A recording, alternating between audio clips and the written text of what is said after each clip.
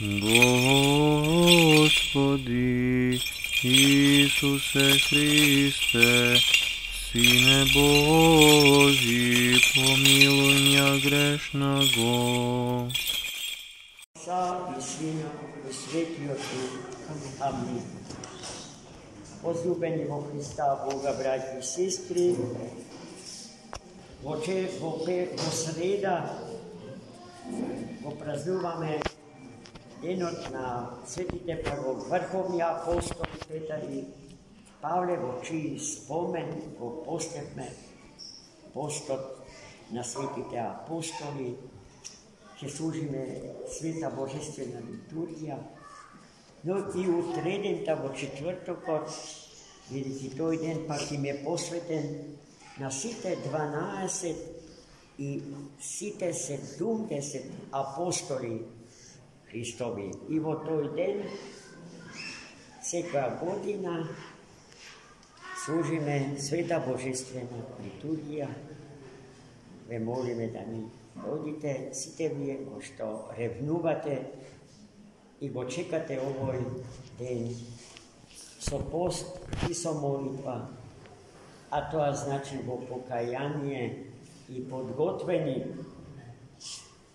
да простите секому, секој грех Христа ради и да побарате да ви биде простено.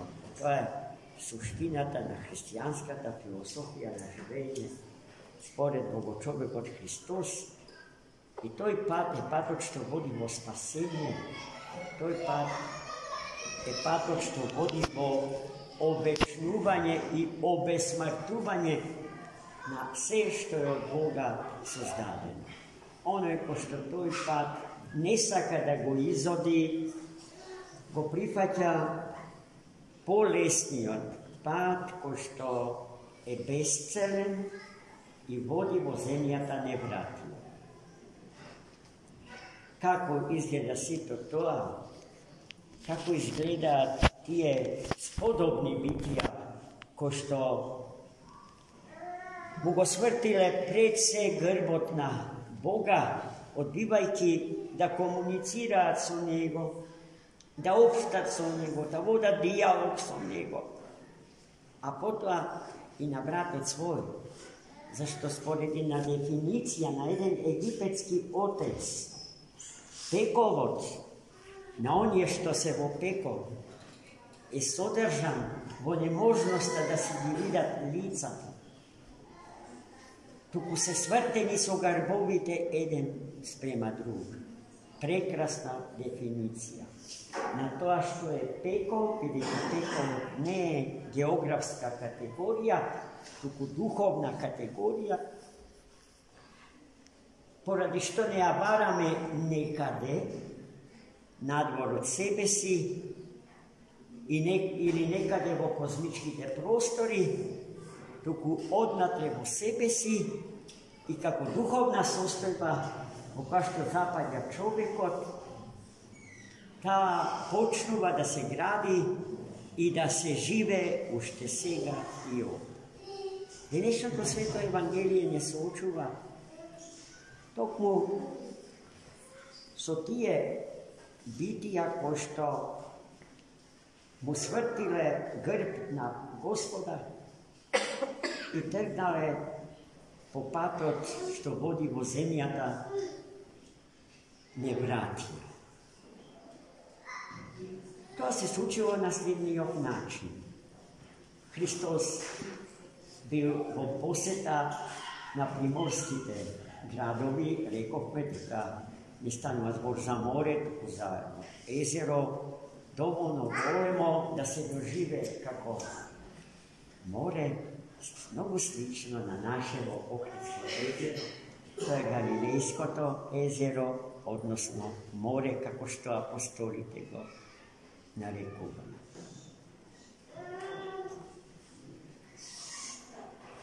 Крајот во кој што Господ Иисус Христос стигнал со коработ се нарекува Гергесијски крај.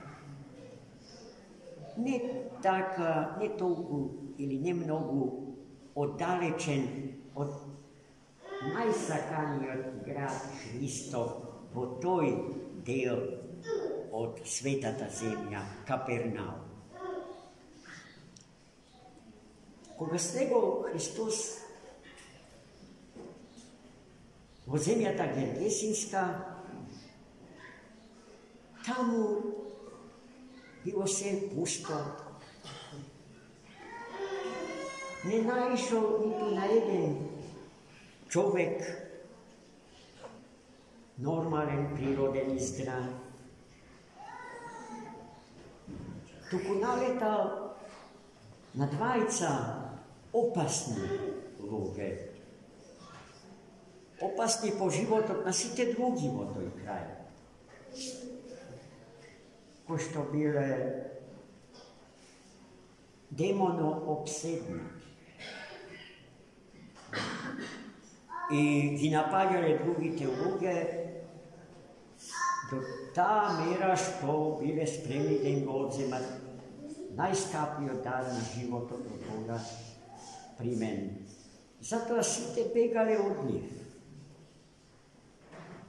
Нивно место на живење биле гробиштата. Гробиштата во Стариот Завет биле символ на земјата на смртта, на сенката на смртта.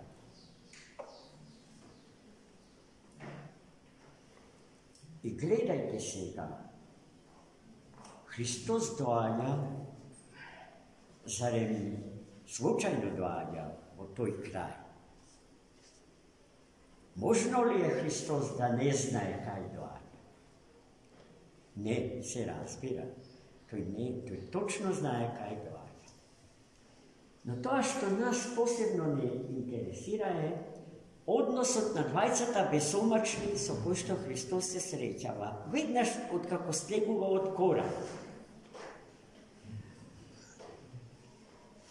За нив пред малку рековме дека се еле страх и ужас во тој крај. Се разбегувало од нив. А Христос доаѓа токму кај нив. И нивниот однос кон Христа е необично интересен за нас. Не само што не им паѓа на памет да го нападат, туку покажува страх и покорност пред Христа. Тие кон Христа се однесуваат како кон оној кој што е вистински творец на се што постои, освен на злото, од кое што тие двајцата се нападнати и освоени однатре. Дека е господар на животот, дека е лекар на сите лекари, дека е вистински учител на вистинската наука, дека ја проповеда вистината наспроти лагата, доброто наспроти злото. И дека границите на овој свети век се граници одамна од него урнати, за да ни ги открие перспективите, есхатолошките перспективи, вечните перспективи на се она што е творба на раците Божи. И тие веднаш прозбореле со Христа Господа, знаејќи дека е тој тука зарад нив. Зошто си дошол, Исусе, Сине Божи? Гледајте како точно, како правилно го исповедуваат. Ја исповедуваат личноста на Богочовекот Христос. И потоа го молат, ако веќе си решил да не истераш од внатрешните предели на овие двајца луѓе со кои што господариме, допушти ни да се вселиме во крдото свини, кој што се напасувало во непосредна близина нивна, над водите на езеро. И Христос им допуштил да се вселат во свините. Ги ослободиле двајцата бесомачни, се вселиле во свините, а свините под нивно дејство грднале по стрништето и се издавиле во водите на Генисаритското езеро. Двајцата луѓе кои што сееле страх и ужас во Гергесинскиот крај, сега биле кротки како јагнина. И силата Божја е таа која што ги ослободува луѓето од робството кон тие сили, од народот правилно наречени нечисти сили. А во црквено-словенската лексика се викат бјеси. И тие браќи и сестри реално постојат во овој свет. Оној кој што го негира реалното постоење на тие сили, одбива реално да живее во овој свет. Тој не знае од што треба да се чува, од што треба да внимава,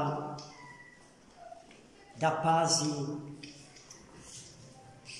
И станува лесен плен нивни. Бидејќи ако забележувате луѓето кои што не живеат во Христа Господа, се подложни на теророт на секој стран.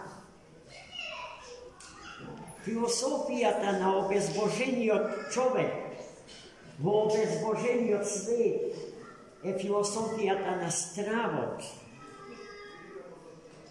Да му се одземе на човекот дарот на слободата.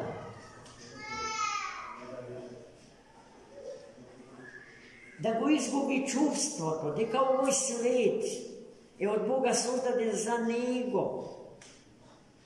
Дека сиот свет и се што во светот постои за да му служи на човекот, доколку ја прифати сета одговорност за светот. Неодговорниот човек е анархичниот човек, кој што под слобода подразбира можноста да направи што ќе му се кефне, што ќе посака.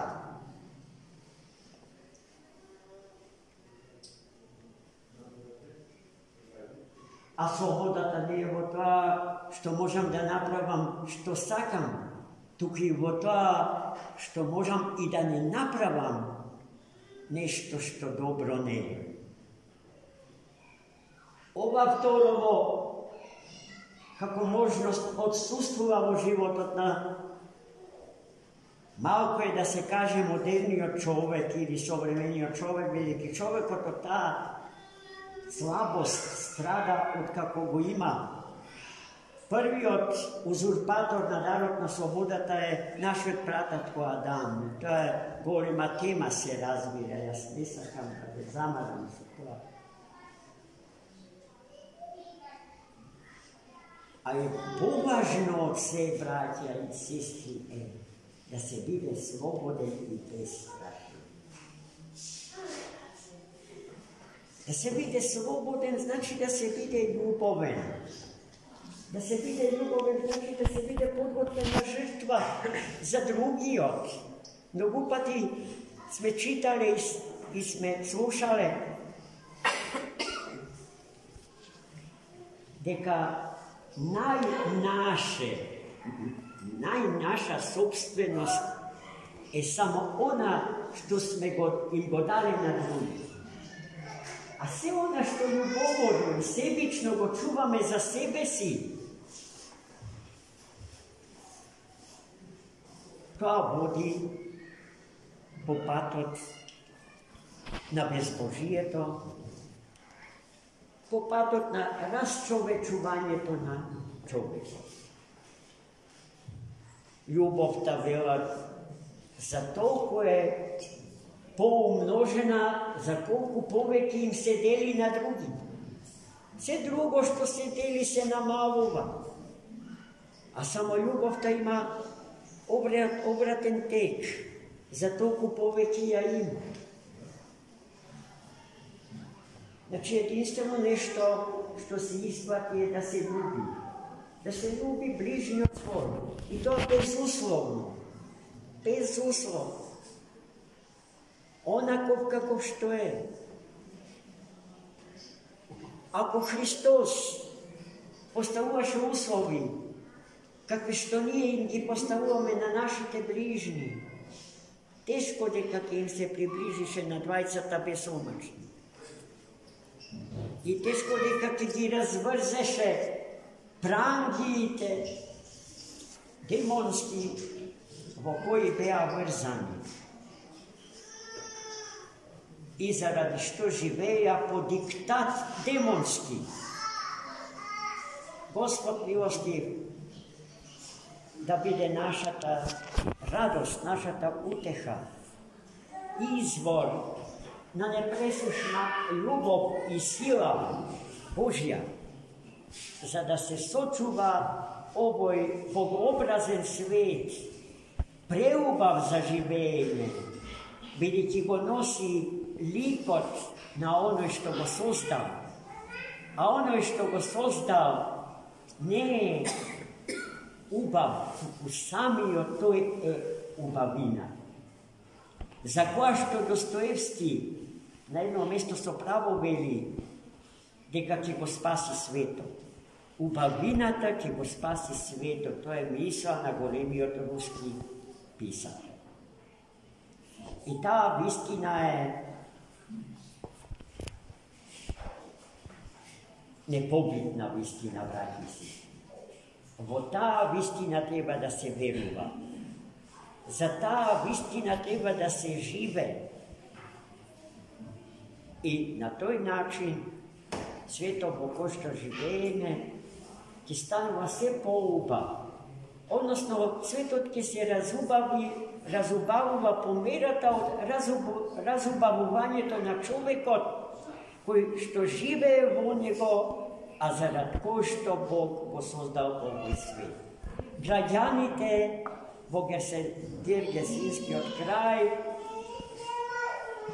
dojda da go vidat Hrista Gospoda čovjeko što bi oslobodi 20 besomačni. To što go videa gi porazi. Goleminata na delo, to što Hristos go sotvori, ne može da ja iznosat kako ludu. I zato go zamolja Hrista Gospoda,